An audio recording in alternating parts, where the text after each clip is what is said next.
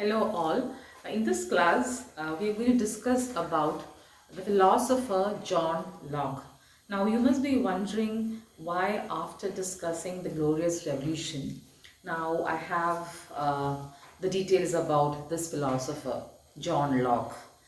You have to know that John Locke was a philosopher who was born in England, who ardently supported the Glorious Revolution, and he in a way supported the idea of democracy.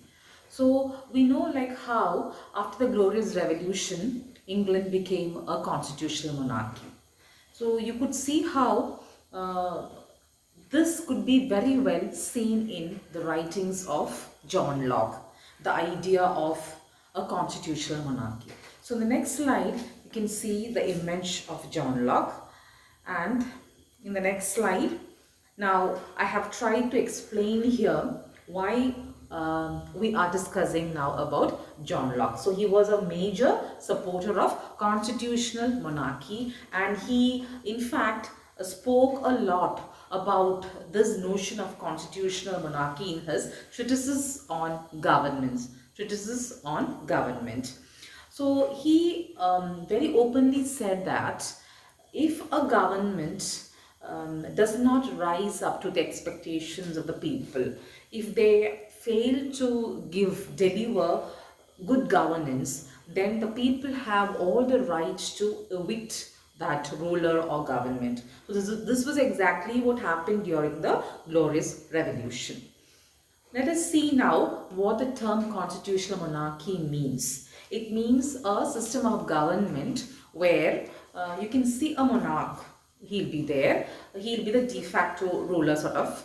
And you can see that here his powers are greatly limited. His powers are greatly limited. So he doesn't have much to do in the execution and also the functioning of the government. So he shares a little bit of what can be called as the governance, but he is not the real ruler. So the real power actually rests in the hands of other bodies, the executive, the judiciary, and so on. So here he will be like a ceremonial head. Like now if you see, even now in England, they have the system where Queen Elizabeth II is there, the whole family is there.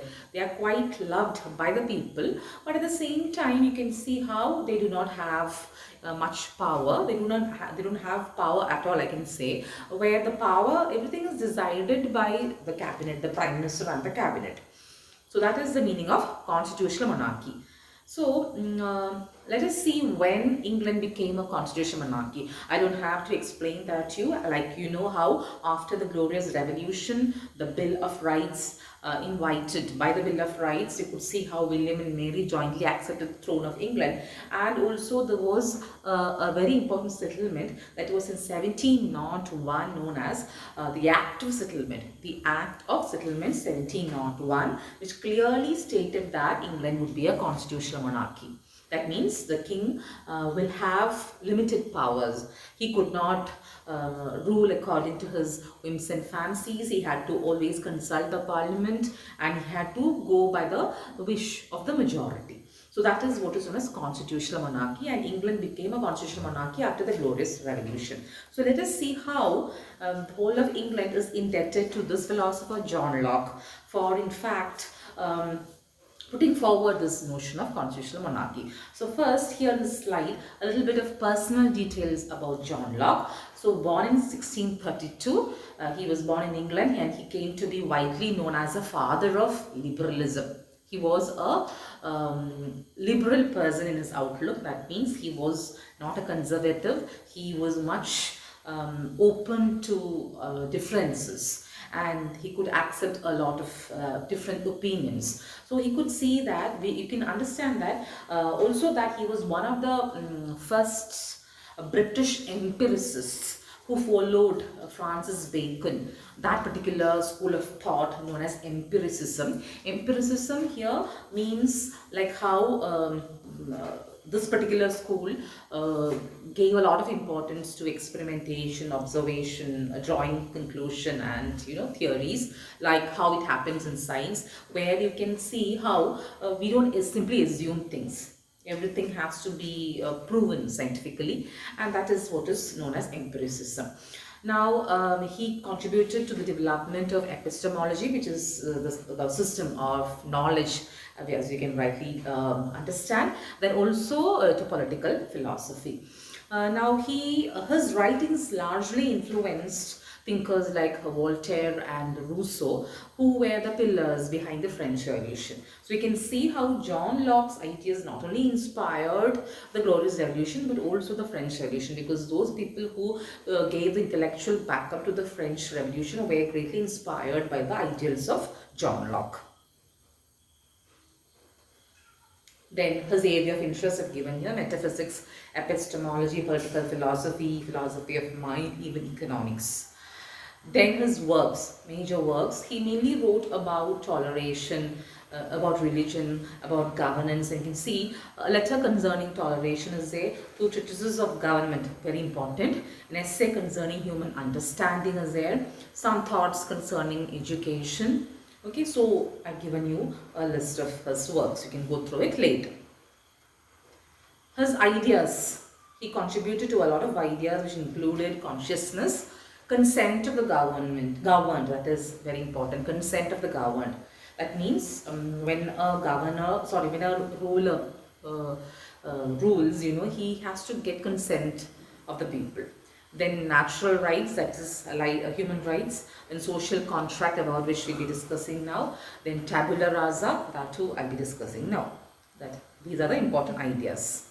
Now his quotes, again you can have a look at it later. I'll read out one for you. All mankind being all equal and independent, no one ought to harm another in his life, health, liberty or possessions. Okay. So this is applicable to governance. Now I can read out something that is applicable to our daily lives. What John Locke said: what worries you masters you. We can think about it, like if you ponder over that statement, you very well understand that what worries you masters you. Okay, now his political theory. This is where this slide is very important, because it speaks about Locke's political theory, which is based on the idea of social contract. Okay, so what is contract here now?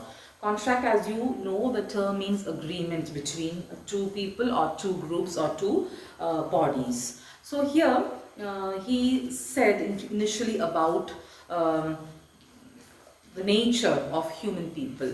People are generally happy. But at a point of time, that is in their natural state, all are very happy. But at this, you can see how people become selfish too also. Okay, so when they become selfish, they start, making encroachments. It can be over someone else's property, or it can be on something else too, encroachment. So when that happens, the people as such, they need a government to take care of that, to prevent all that, and if frictions arise, to control it, to prevent wars between countries, so on. So what will they do? They entrust responsibility to govern them to a ruler or a government. So that government or ruler is supposed to rule, to in fact to deliver a fair rule to the people. That's what the agreement is all about. So what will the people do? They surrender a lot of their rights to this particular government or ruler, so that the government or the ruler can proceed with his activities smoothly. Now the people here, the ruled ones here expects, like you can see how people expect a lot of justice, fairness from the side of the ruler. Now if the ruler fails to address their grievances, if the ruler is not able to deliver justice or not able to give a fair rule, then the people have the rights to remove that ruler from power. And this is what is known as his social contract. So what is social contract? Contract here is the initial agreement between the ruled and the ruler. Okay, an agreement that is signed between the ruler and the ruled. Same word. The ruler promises a fair rule, and the ruled, they surrender a lot of their rights to the ruler. Now the hope is that the ruler would be able to give a fair rule, and the ruler, you can see, tries for delivering a fair rule. At the same time, if the ruler fails to do so, if the ruler can't rise up to the expectation of the people, then the people here have all the rights to break that agreement or contract between the ruler and the ruled. So they break it, sometimes peacefully, sometimes through a revolution. So the right of the people, right that the people have to remove a ruler from power, was supported by John Locke in his social contract. He was not a supporter of violent revolution like Rousseau later. Like we can see social contract being discussed about a lot of philosophers like Thomas Hobbes discussed. Then we can see a much more radical version in the case of Rousseau. But here Locke spoke about a moderate kind of change where the ruler who was not fair enough could be removed from power, but he did not support violence like Rousseau. You can see in the case of French Revolution, it was through a radical change, revolution, violence, that the whole revolution happened. So here that was not the case. It was much more peaceful and calm, moderate one. So that is how social contract theory of Locke differed from that of Rousseau. So you can see how Rousseau had also spoken about social contract, Hobbes had spoken, and also Locke. But then you need to understand the variations or differences. So hope you understood the term social contract by John Locke. Now another very important idea that he spoke about was the tabula rasa. To make it clear to you, now I have a slate image here. This is an image of a slate, and you can see a blank slate here. So this is what is known as tabula rasa or blank slate, where nothing is there. Now you can see how in this next slide you can see tabula rasa or the blank slate is in fact a situation or a condition where individuals are born without built-in mental content. When you are born without any built-in mental content, but gradually as you grow up, the experiences around you shape you, your ideas, your thought process, and a lot of things. And so he believed that a state of affairs when an individual's mind is free of any content, that is when a child is born, it is absolutely free of any sort of content, and that is what is known as tabula rasa or blank slate. So the epistemological proponents of tabula rasa disagree with the doctrine of innatism.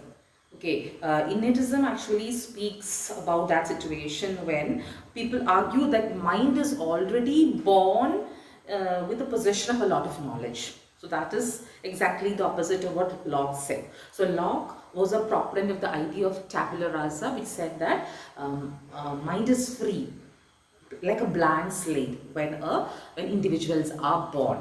Okay, so that is about another important idea that Locke wrote, tabula rasa.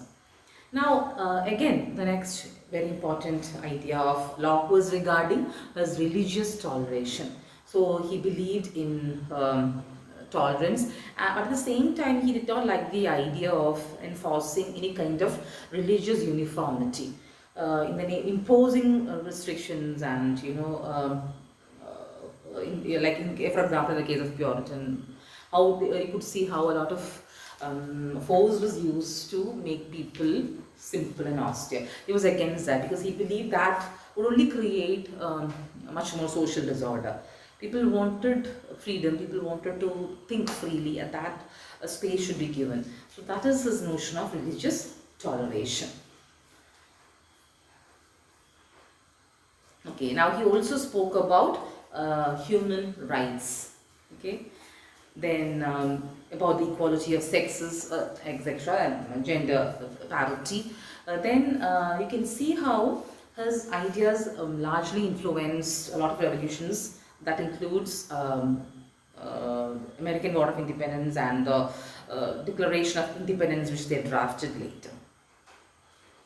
Okay, so that is about John Locke's prominent ideas. So he was a great philosopher who wrote immensely on numerous affairs, numerous topics, numerous ideas, but then the social contract was the most important one, and it was her social contract that you have to connect with the glorious revolution, because you can see how the people finally with the revolution they did not have their trust in the ruler, and they wanted to remove that ruler from power due to many reasons, and they did that. They removed him from power and brought another person. So that right which the people had to break the contract with the ruler was justified in every way by Locke, and that is exactly what happened during the revolution.